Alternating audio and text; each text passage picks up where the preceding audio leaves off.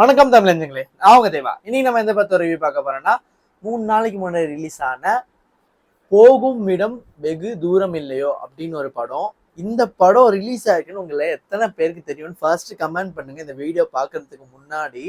ஏன்னா சத்தியமா சொல்றேன், நிறைய பேருக்கு தெரிஞ்சிருக்காது. எனக்கு தெரியும், பட் ஆனா இந்த படத்துக்கு நான் ஏன் லேட்டா போனேன் அப்படின்றது ரீசன்ஸ்லாம் வந்துட்டு நிறைய சொல்லலாம். பட் ஆனா நானே ஒரு தப்பான கணக்கு போட்டு தான் லேட்டா போயிருக்கேன். பட் இருந்தாலும் இந்த படம் எப்படி இருந்தது அப்படின்னு தெரிஞ்சுக்கணும்னா இந்த வீடியோ ஸ்கிப் பண்ணாம ஃபுல்லா பாருங்க, உங்களுக்கே தெரியும். வாங்க வீடியோக்குள்ள போலாம்.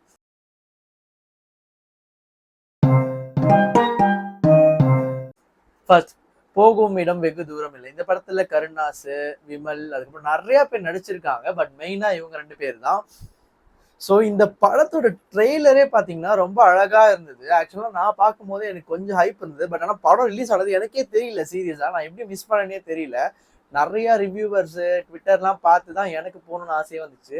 சரின்ட்டு நான் இன்னைக்கு புக் பண்ணிட்டு போயிட்டு ரொம்ப நாள் கழிச்சு, ஆக்சுவலாக ரொம்ப மந்த்ஸ் கழிச்சு நம்ம சேனலில் நான் படம் பார்த்துட்டு வந்தோடனே ரிவ்யூ போடுறேன். அதாவது நைட்டில் நான் எப்பயுமே மறுநாள் தான் போட்டுறேன். முன்னாடிலாம் நடுராத்திரிலாம் போட்டுட்டு இருந்தேன். பட் ஆனால் பெருசாக எனக்கு இது கிடைக்காதனால நான் நைட்டில் போகிறத விட்டுட்டு இருந்தேன்.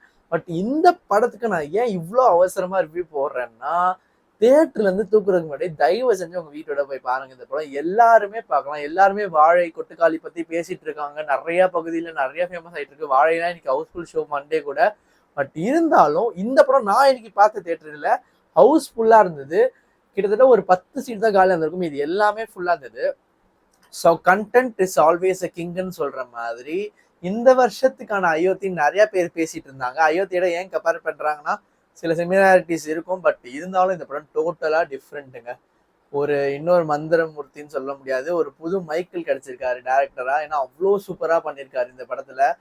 டைரக்ஷன் வேற லெவல்ல இருக்கு. கதையாகட்டும், விமலண்ணாவோட ஆக்டிங் ஆகட்டும், அதை தாண்டி கருணாஸோட ஆக்டிங் ஆகட்டும், அவர்லாம் பயங்கரமா பண்ணியிருக்காங்க. கருணாஸ்க்கு இது ஒரு பெரிய பெரிய கேரக்டரா இருக்கும் ரொம்ப நாள் கழிச்சு.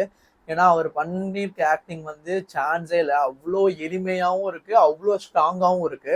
2 விதமான எமோஷன்ஸையும் ரொம்ப சூப்பரா ப்ளே பண்ணியிருக்காங்க. அதை தாண்டி விமலண்ணா வழக்கம் போல ஒரு காமெடியான ஆளை கொண்டு வந்து சீரியஸான ரோல்ல பட்ட மாதிரி தான் இருப்பாரு. பட் ஆனால் பர்ஃபெக்டா சூட் ஆயிருக்காரு. இந்த படத்தோட கதையை பத்தி பாத்தீங்கன்னா, ஒரு